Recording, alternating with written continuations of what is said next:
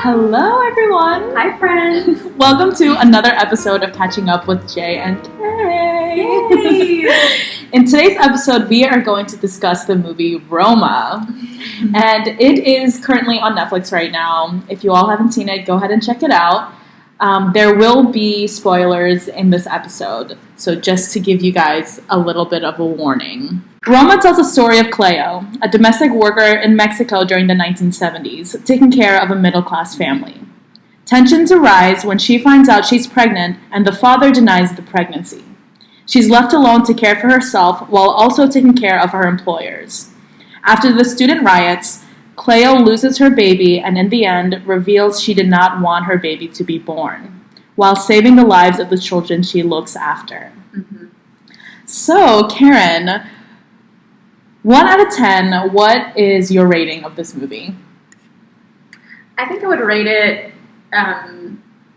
well, this is the second time that I've seen the movie, and I would definitely rate it a 10 over 10. Okay, me too. This is the second time I watched it too, and definitely a 10 over 10. Yeah. Like, I love this movie so much. Even on my vision board, the director's picture is like... Oh, on really? there. Yeah. Alfonso Cuarón, I love you so much if you're listening.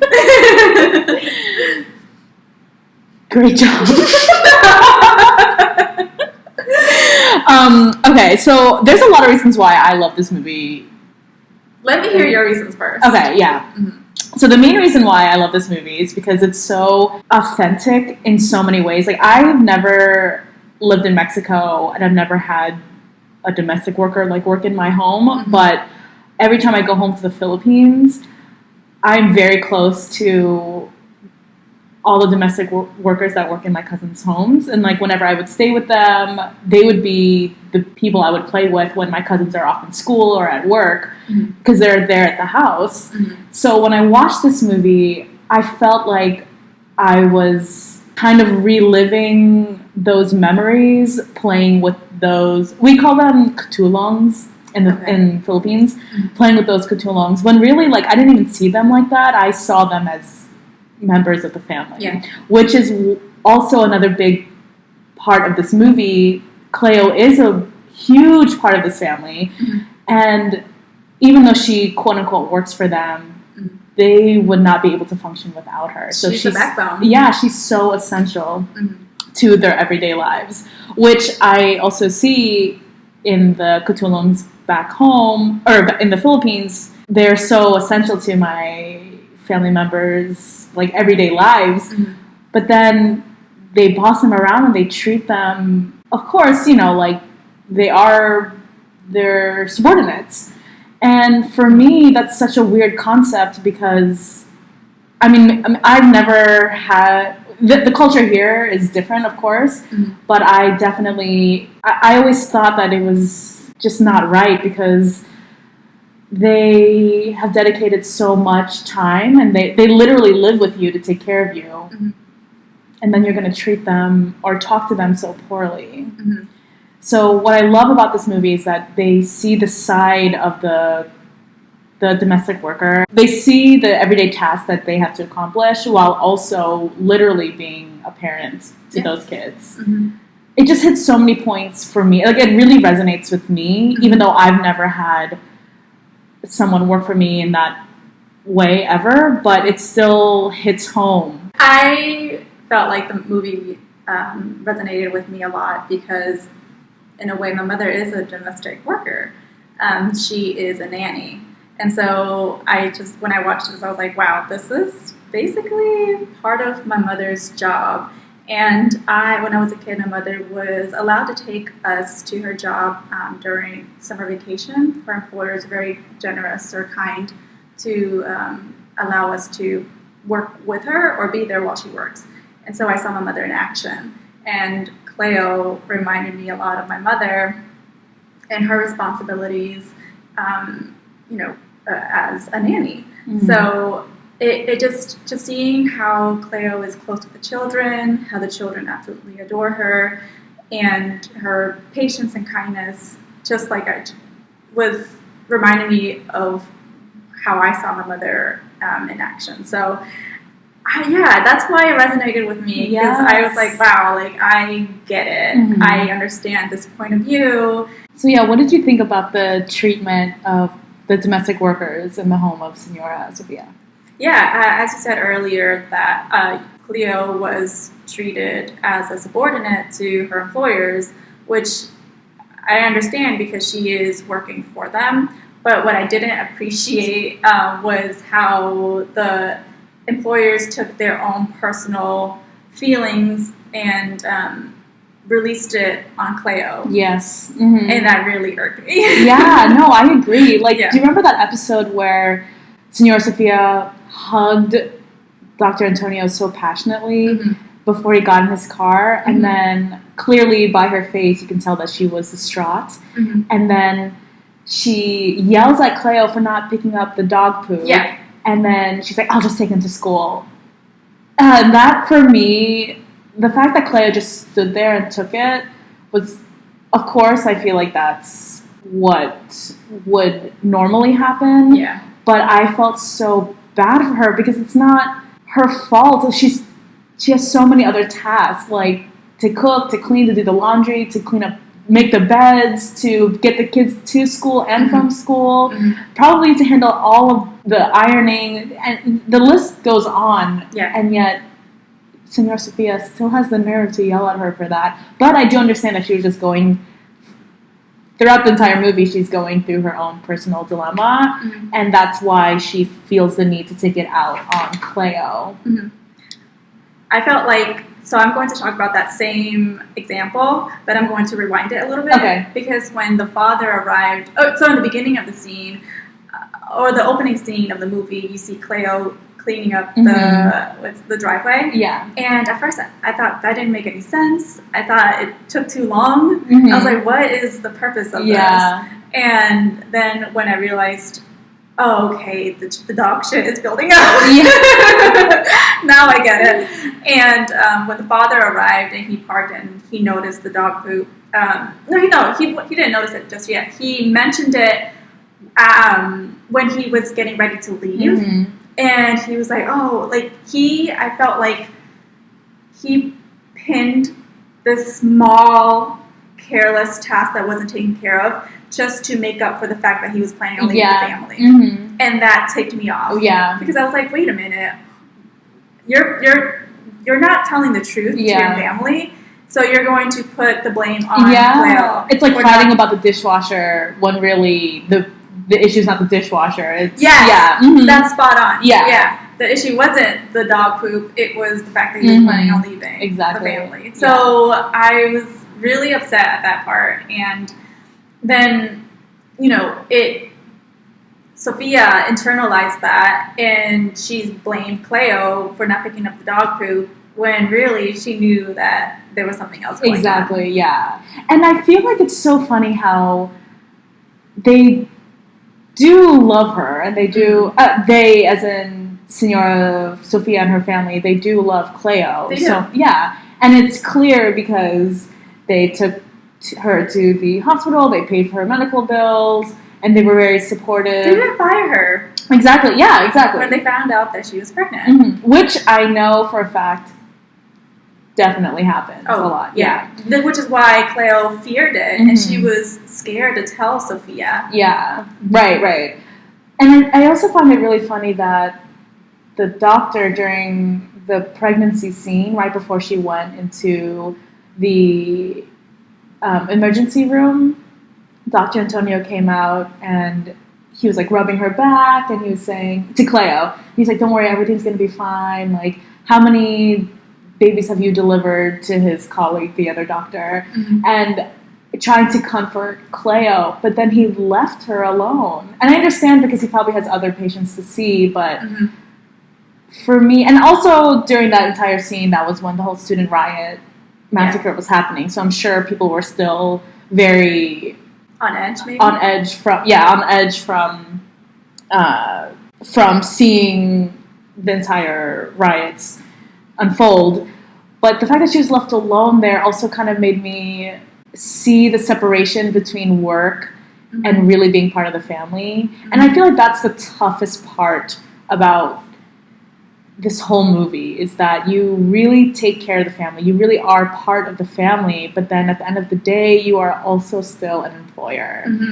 And who knows when the kids grow up and leave, let's say there's a Roma part 2, all the kids grow up and there's no one in the house anymore. Like, where will Cleo go? Like, is she really part of the family? You know what I mean? No hate to Alfonso, but I feel like there was a lot of symbolism in the story, and when a lot of the interviews, he said that there wasn't. And it really, like, it upsets me because I'm like, I think he's fibbing. Yeah, like the cup breaking. Yeah. During the Christmas party for all the workers downstairs. Yeah. What did that mean?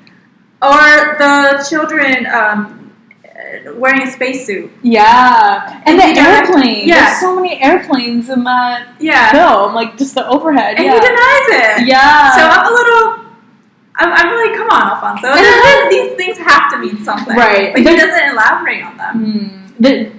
Everything is intentional, I feel like. I agree. Yeah. And this movie, there's so many subtle details. Mm-hmm. Like, from the opening scene, that's like 5 minutes straight of Cleo just cleaning. Cleo, not even the other domestic worker, Cleo cleaning the dog poop. And, like, then you see her again. It's just so... yeah, there's so many... It's just so intentional. What did you think about the relationship between women and men in this film? Like, especially when Senora Sofia, she comes home drunk, and I love that she just crashes that car into the driveway when Dr. Antonio was really, like, making sure everything was, like, perfect when he drove. And then, Senora Sofia is just, like, banging against the walls and, like, not giving a fuck about the car.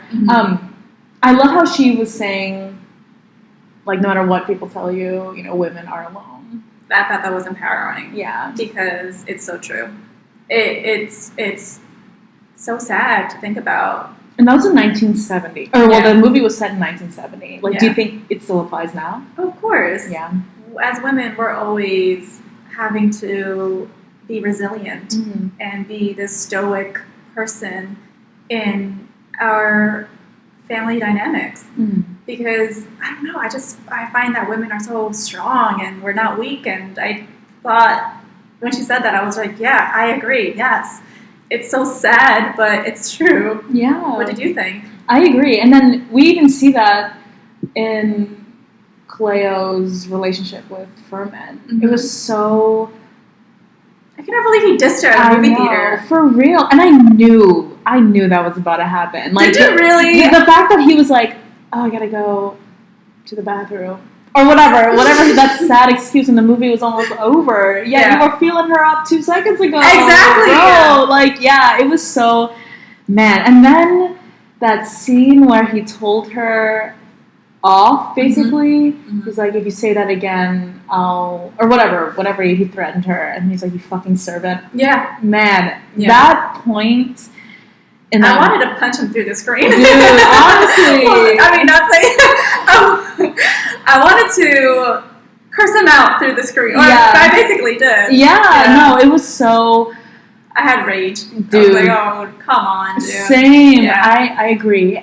And the fact that Senora Sofia said that quote moments before, or like earlier in the film, definitely, I'm sure Cleo thought about that in that scene because, you know, she is alone and she came to him. She traveled so far so that, who knows, maybe she would want help from him or whatever, just some type of comfort knowing that Furman would be there for her. Yeah. What did you think about, you know, the mother or Sophia not letting her daughter have dessert because she was going to gain weight? Yeah. Or was already, quote unquote, gordita fat? Yeah. I feel like that scenario is very common. And Senora Sofia was also going through something at that moment. So her husband left her for a younger woman. I think she looked younger in the scene. Yeah. So Senora Sofia probably thinks she is, quote unquote, losing her. Oh, I didn't think about that. I mean, that's what, like a reflection of herself. Yeah, and maybe she doesn't want her daughter to she wants her daughter to be beautiful and pretty, quote unquote. Yeah, quote unquote, beautiful and pretty and skinny when her daughter was not big. No, she wasn't. Yeah, it was. Yeah. No, I agree. I think it is common for a lot of families to let their boys eat what they want, as much as they want, but as soon as they avoid giving their daughters as much. And it was just so, I hate using the same word over and over again, but I just thought it was sad. It was like, come on, it's a child. And like, oh, come on. Yeah, and even the siblings were making fun of her. Yeah. Like, with the, I don't know, they look like bread, like sweet bread. They look like Twinkies. Yeah. And and they were like, oh, fatty or whatever. Yeah. Like, it was so... I think, like, hearing that from the very beginning, I think it's really hard in many cultures, growing up and believing in yourself or thinking that quote unquote pretty is skinny. Yeah. When you've heard a lot of that like bullying at home and being held back a lot of sweets at home. So it's I was upset because I was like, this is common, this is real. And if it's a reflection of the director's family, then I'm sure his sister must have experienced that. Yeah. And also, like, it's so crazy because the grandma was bigger, you know, like, and also Cleo was not skinny, so what is Senora Sofia trying to say? You know, like, that Cleo is not beautiful, even though she's there with the family all the time. Like, so I feel like that would be a big part of Sophie's, like, life, seeing that Cleo's, like, always with her, always taking care of her, but yet she's not skinny. What did you think about that scene where the entire family was watching a film or a movie in the living room? Yeah, I thought it was sweet. And then Cleo came in, and the boy wrapped his arm around her, and he, like, brought her in closer, and I was just like, oh, that's so tender. Yeah. And then Sophia had to ruin it by sending her off and telling her that the doctor needed chamomile tea or something. And I was just like, are you kidding me? Are you kidding me? And then the kids were like, no, she just got here. And then the mom was like reassuring. She's like, oh, she'll be back, sort of thing. Yeah, it's that scene, that is, I feel like, the perfect scene to capture what it means to feel like part of the family, but at the end of the day still be an employer, or still be an employee. Mm-hmm. Because she didn't even sit, she sat on the floor. Yeah. You know, like, that for me, I'm like, I'm sure she could have sat on, like, the chair arm or something like that, but she sat on the floor next to the kids. And even though the kids, you know, hugged her and, like, she probably felt warmth from them, and her employer, Senora Sofia, ordered her to do something, she couldn't even enjoy that moment with those kids and just with their family. And I don't know, for me, that was also so, it was just a powerful scene. Like, that's when I saw the clear difference. Because you can see, like, Cleo's waking up the kids, and she takes them to school, and, like, she's really part of their life, you know? And then all of a sudden... And she's gentle and patient and really thoughtful of the children. And for her to just be, like, sent off is like, hey, like, come on, Senora Sofia. I know. What? Yeah. There was the scene where the little boy kept referencing his past life. Yeah. Did you have anything to elaborate or share about that? I thought it was so interesting. I thought it was interesting, too. Like, the way it was written was... I forgot... I mean, I haven't listened to one of Alfonso Cuarón's, like, interviews in a while, but I wasn't sure if he identified with any of the boys specifically, if he was, like, the youngest. I think it was the youngest. It was the... Okay. I think so. So, with that being said, I feel like the writing was... in specific to his dialogue, the kid always referencing his future self or his past self. Because I feel like it had to do with some type of symbolism or foreshadowing about, gonna happen. Like, especially towards the end where I think it was Paco and Sophie, they were drowning. Mm-hmm. Pepe... yeah, that's right. Yeah, Pepe was saying, like, oh, in the future, I was at... No, in the past. Oh, yeah, he was... in the past, I was a sailor. Yeah, in the past, I was a sailor, but then I drowned because this and that. And then Cleo just went out there and tried to save those kids, you know? Like, I mean, I think it was, like... I don't want to say it's foreshadowing because the kids didn't die, but it definitely had to do something with... The director. Yeah, maybe... death, or maybe the sense of being alone, maybe too, because Cleo did feel alone.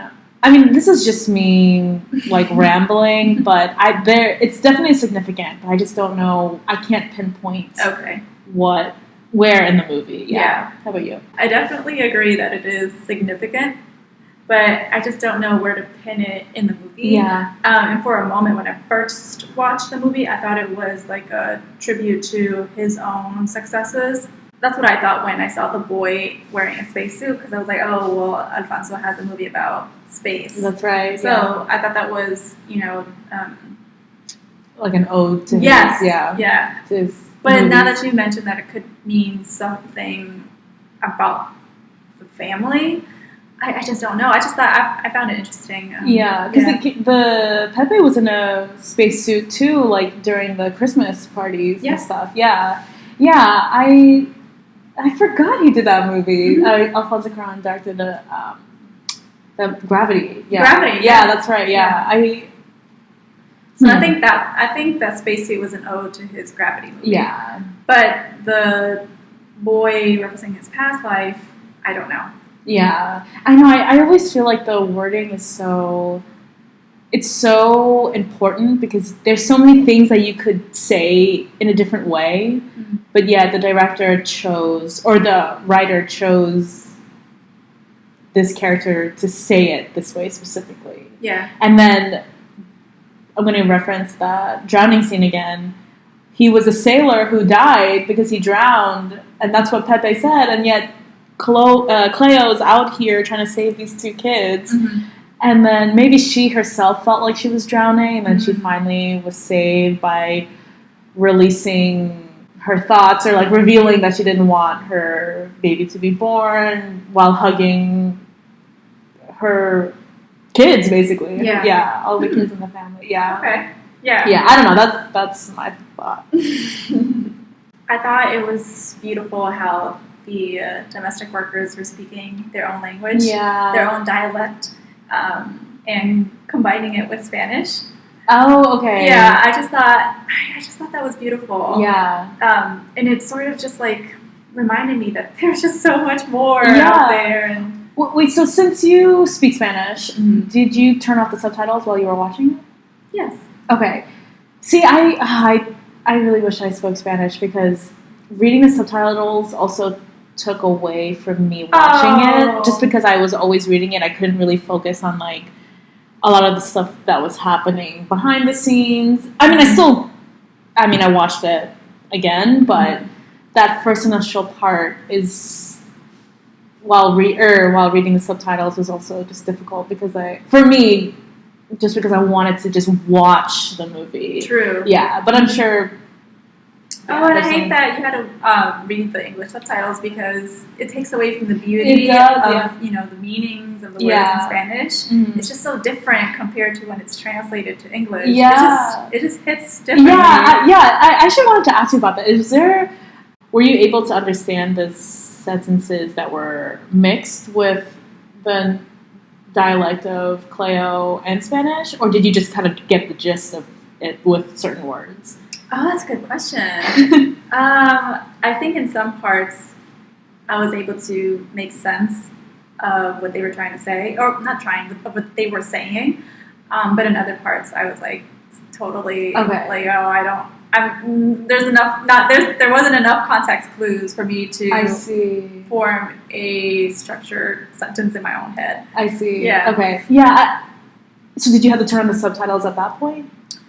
I just didn't. Okay. I didn't at all. I just went with it. Yeah. I thought it was beautiful, and I didn't want to know almost. Yeah. Like, I just thought, I'm going to leave it as it is, and if I understand it, great, and if I don't, okay. Yeah. I love that you said that, because even though the entire movie is in Spanish and I had to turn on the subtitles, I loved that it was not in English. Mm-hmm. And that this was a personal movie for Alfonso, that he didn't have to compromise, or he didn't compromise to fit everyone else in America, or whatever, everyone else to, because I feel like a lot of people change their films to English, like for example Schindler's List. I specifically remember in an interview that they were saying they wanted to change the language to German. Steven Spielberg wanted to keep the movie in English so that it didn't take away from the film. Like, people wouldn't have to keep reading and reading. They would actually just watch the film. Okay. But then for other people who don't speak English, I mean,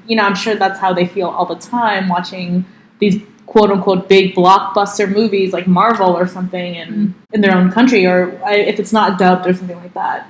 So I love that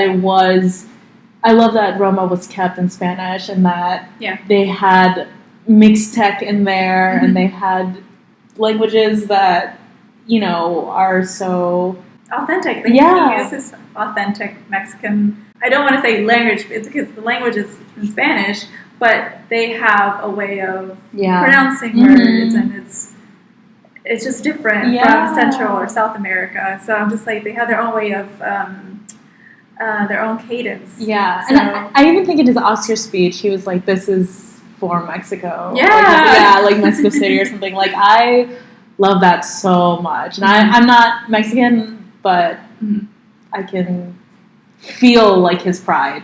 Yeah. Did you? Okay, so when I first watched the movie, I didn't appreciate the landscape scenes, number one, and number two, how long he maintained at a scene. Okay. At first, I didn't like it, but then while finishing the movie, I started to appreciate it more, and I was like, "Oh, this is beautiful. There's no rush to cut to the next scene. Like, he just kept you there." Definitely.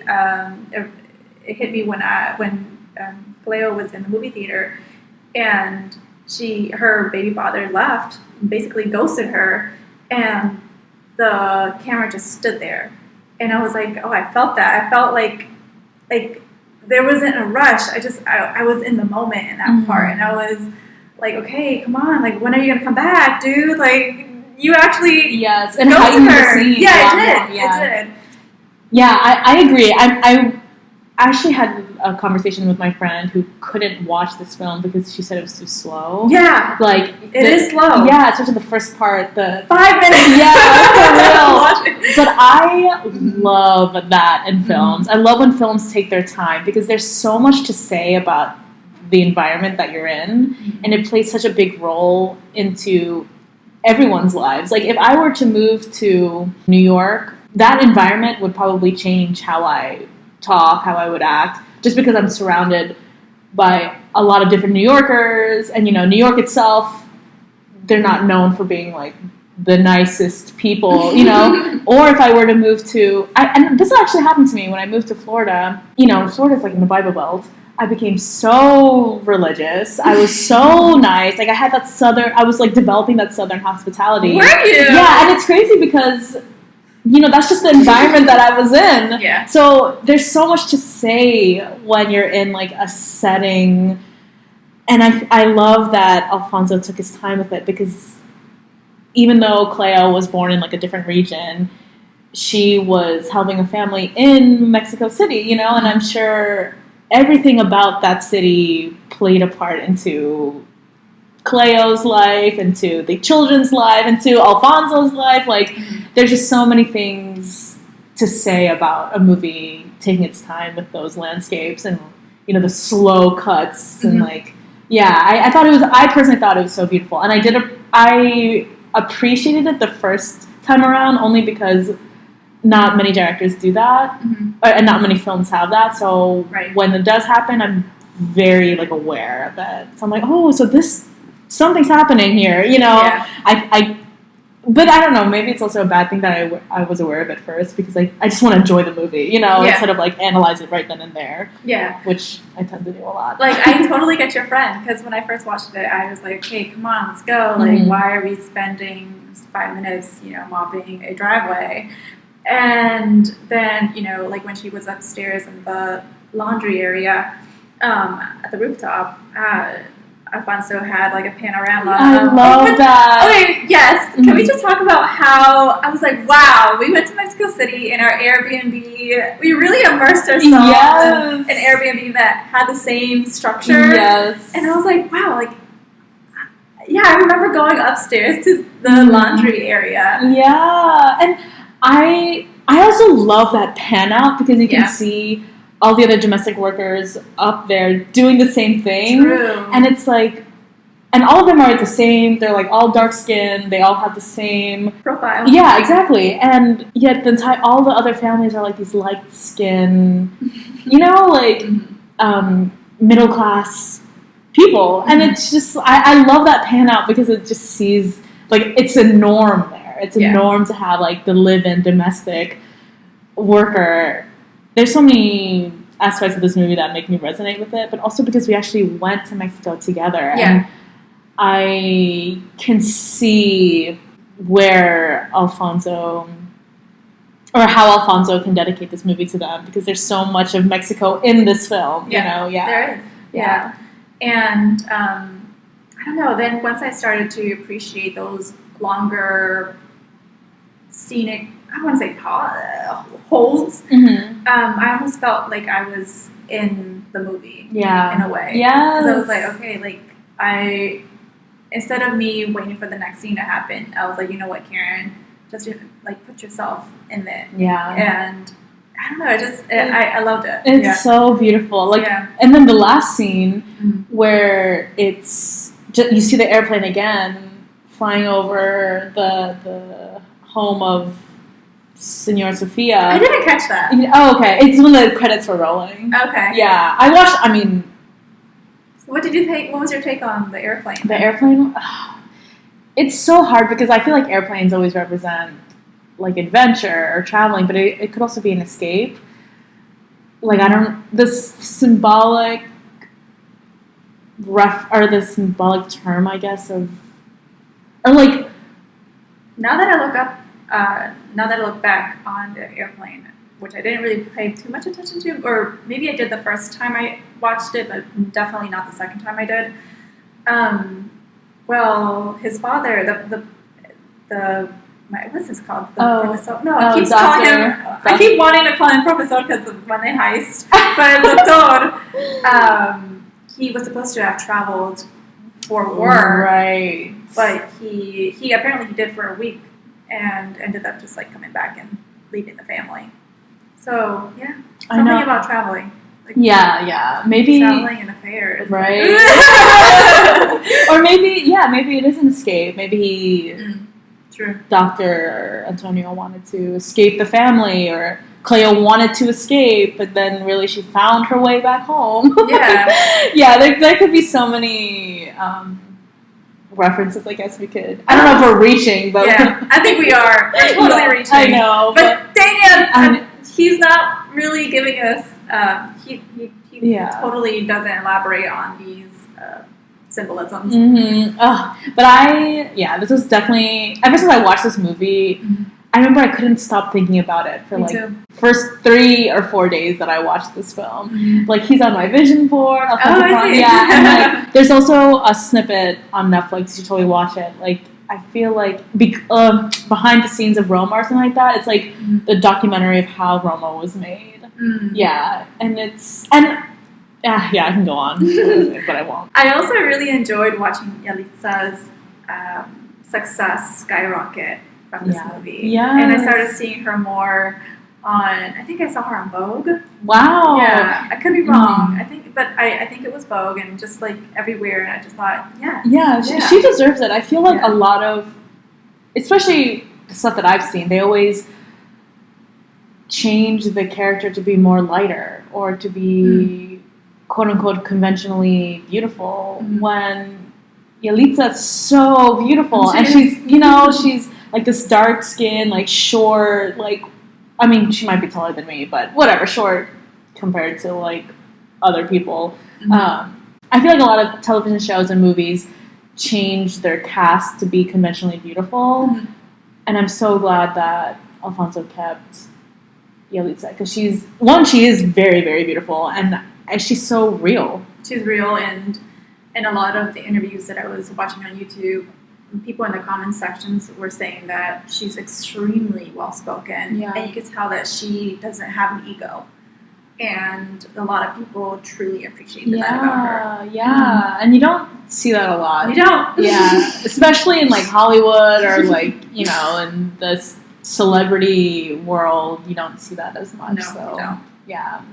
yeah. So clearly we both really love this film, and if you all watched it too, definitely comment or email us what you thought as well, and any other takeaways that you have. Yeah, I am really curious to see if you all agree with anything that we say, or maybe have a different point of view to some of the points that we brought up. Awesome. So we'll catch you guys next time. Bye! Bye!